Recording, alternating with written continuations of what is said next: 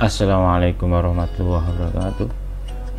Kali ini kita akan membahas motor NMAX ya. Banyak yang bilang kalau sepeda motor NMAX ini mempunyai suspensi yang agak keras ya.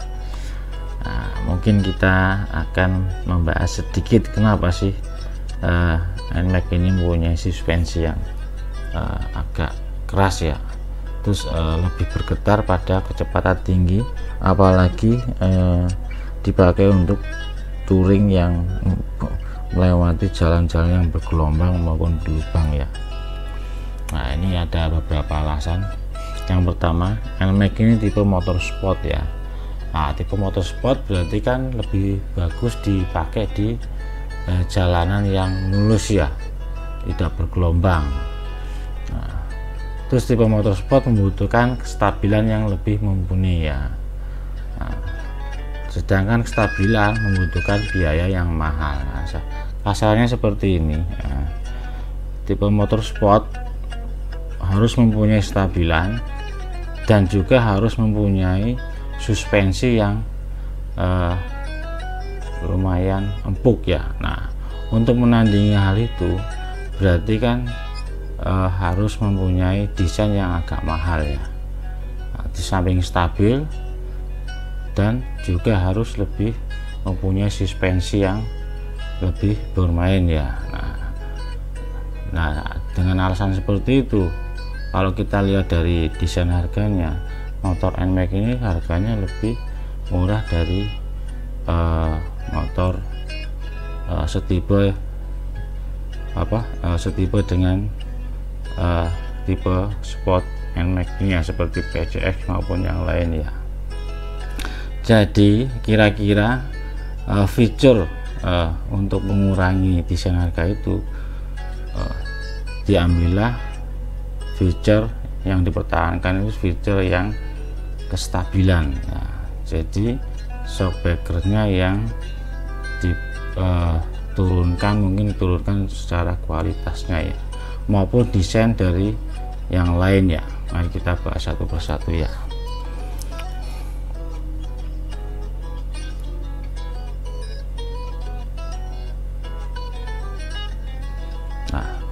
Kalau dilihat dari desain dari shockbreaker ini, untuk shockbreaker yang belakang ini tegak lurus dari arah pembebanan ya, jadi arahnya secara aksial ya, bebannya secara aksial, sejajar dengan arah pembebanan ya. Sedangkan yang depan ada yang secara aksial tapi agak dimiringkan, jadi ada arah radial ya. Kalau radial itu gaya yang tegak lurus dari arah pembebanan, sedangkan aksial gaya yang sejajar dengan arah pembebanan ya.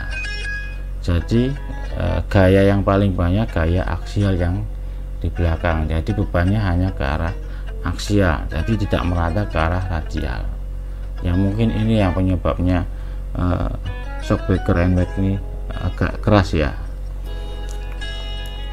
Terus ini ada beberapa solusi untuk mengatasi hal itu. Nah, yang pertama, mungkin Anda bisa memiringkan shockbreaker Anda ke belakang ya, untuk menambah gaya radial, jadi pembebanannya lebih merata ke arah radial maupun ke arah aksial. Jadi enggak hanya arah aksial aja, jadi dibutuhkan pemerataan pembebanan. Tetapi sebenarnya modifikasi seperti ini tidak dianjurkan ya. Kemungkinan tumpuan shockbreaker ini ditujukan untuk pembebanan gaya aksial aja ya. Jadi kalau misalnya Anda miringkan, kemungkinan nanti lama-lama mungkin Anda akan mengalami kerusakan di daerah sini, tumpuan di shockbreakernya ini ya.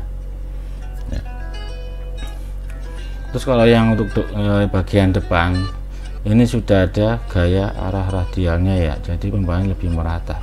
Tapi kok masih terlalu keras juga, mungkin dari segi pelumas yang dipakai ya, untuk penyerapan getaran itu sendiri ya. Terus ini solusi yang kedua, mungkin Anda bisa mengurangi harga kekakuan pegas atau konstanta pegasnya. Nah, seperti kita ketahui, getaran itu sama dengan frekuensi getaran sama dengan 1/2 pi akar K dibagi M. K itu konstanta pegas, M itu massa beban ya. Jadi untuk mengurangi getaran, Anda bisa mengurangi konstanta kekakuan pegas itu sendiri ya, karena konstanta kekakuan berbanding terbalik dengan frekuensi ya. Semakin banyak frekuensinya berarti kan shock breaker Anda semakin keras ya. Nah, untuk mengurangi frekuensi berarti Anda harus mengurangi konstanta pegas ya. Nah, mungkin Anda bisa menguranginya dengan cara mengecilkan diameter spring ini ya, atau menambah jarak kerenggangan dari pegas itu sendiri ya. Nah, dan bisa juga Anda bisa memotong bagian ini ya, supaya springnya lebih renggang dan lebih mudah meredam ya. Tapi nggak dianjurkan sih ya, ini nanti akan merusak desain shock breaker itu sendiri ya.